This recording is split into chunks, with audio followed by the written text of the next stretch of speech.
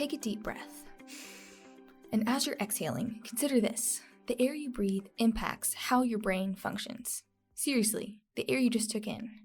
Air quality matters not only because of its effects on your respiratory system, but also because of how it can impede your brain's ability to function. Hi, I'm Madison, a student at the University of Louisville in Louisville, Kentucky, and today I'll be exploring how air quality affects the brain. It may seem a little abstract right now, but by the end of this podcast, I hope you'll understand that the impacts of air quality and pollution are much farther reaching than we previously imagined. But before we jump in, let me explain why I'm talking about this issue. Set the scene, so to speak. So I'm from Louisville, Kentucky, which, if you didn't know, is one of the worst cities in the nation for air pollution. A 2021 study actually found that Louisville air ranks worse than Detroit's smokestacks, Flint, Michigan's water, and Louisiana's Cancer Alley. Kind of embarrassing, to be honest. One of the main sources of Louisville's air pollution is an industrial area of the city nicknamed Rubbertown. Rubbertown is home to 11 large chemical plants that have pumped pollutants into the air for almost 100 years. These 11 chemical plants produce over 40% of Louisville's pollution. Rubbertown is the main contributor to the almost 85,000 tons of toxic air that Louisville residents are exposed to yearly. That's insane. To put that figure into perspective, just 100 miles south in the city of Bowling Green, Kentucky, residents are exposed to around 7,000 tons of toxic air per year. If you're trying to do the math, I'll make it easy on you. That's a 78,000 ton difference. So why does this matter? Well, if you know anything about pollution, you know that it can have negative health effects.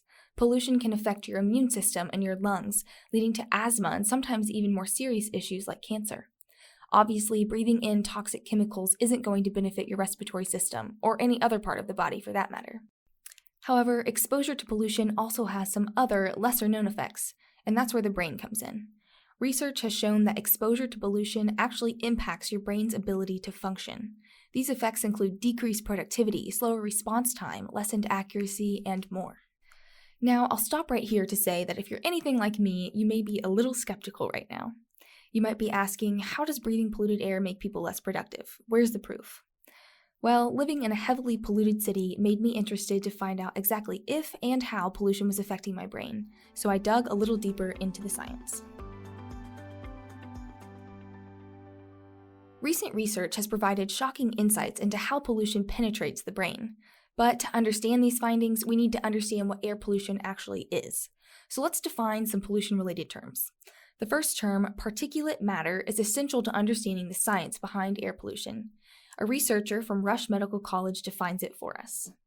By particulate matter air pollution, we're referring to those small particles that are suspended in the air. And you know them very well. They include smoke and soot and smog and even the emissions that come out of motor vehicles.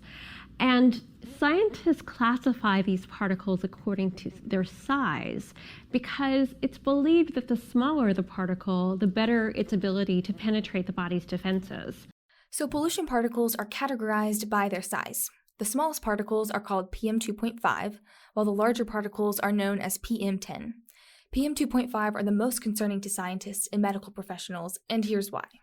The smallest particles seem to be able to directly access the brain, and once they get to the brain, they appear to cause an inflammatory response and may even induce some of those microscopic changes that we see that are so indicative of Alzheimer's disease.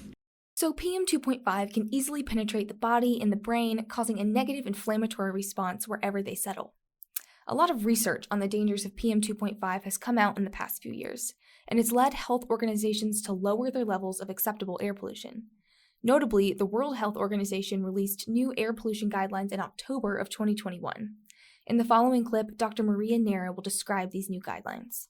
So particulate matter 2.5 is such a small particle that can go very easily to your lungs, and from our lungs will not stay there. It can go even to the bloodstream, and from there reach any organ in our body. We need to lower the recommended levels of exposure to air pollutants in order to protect people's health.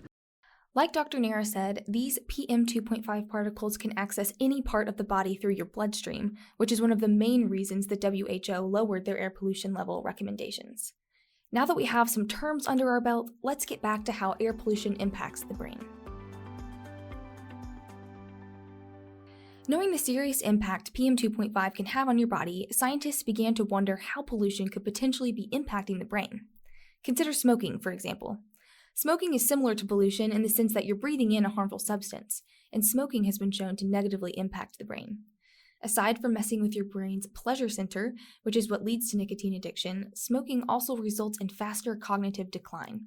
That means as a smoker, you're more likely to be forgetful and you won't be able to think as quickly sooner than the natural progress of the body.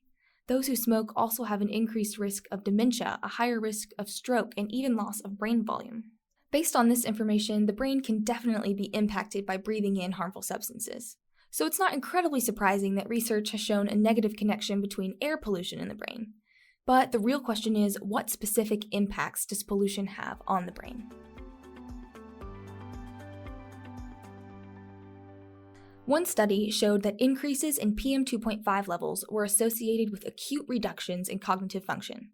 So what does that mean? Let's break that down. Because PM 2.5 particles can penetrate indoor environments, pollution impacts you both indoors and outdoors. We don't work and learn and live in isolated airlock spaces. The air outside impacts the air you breathe inside.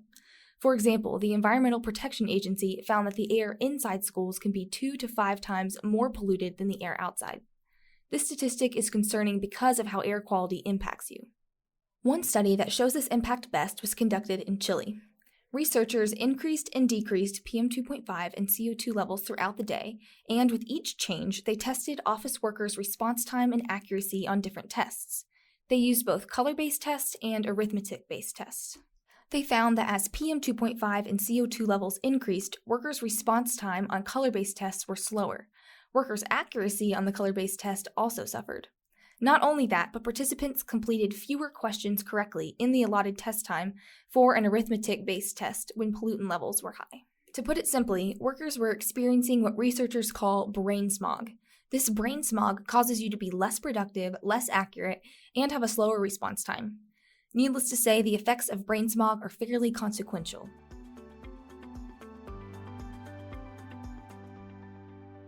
Again, let's go back to the question, why does this matter to us? Why should this matter to you specifically? Well, if you live in Louisville or another heavily polluted city, you may be impacted by pollution's effects, often without even knowing it. But you may be thinking, there's nothing I can do to stop pollution. I'm not going to ride a bike to work instead of driving my car. And I agree, we have to be realistic in our solutions, and opting to use a bike instead of a car is not realistic for the vast majority of people. But I don't think the situation is hopeless by any means.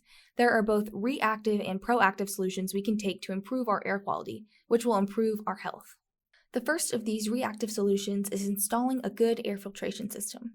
A quality system will help lower PM 2.5 and PM 10 levels inside buildings, increasing the cognitive function of those inside. While it's harder to lower pollution outside, these air filtration systems target what we can more easily control, which is the air quality inside of buildings.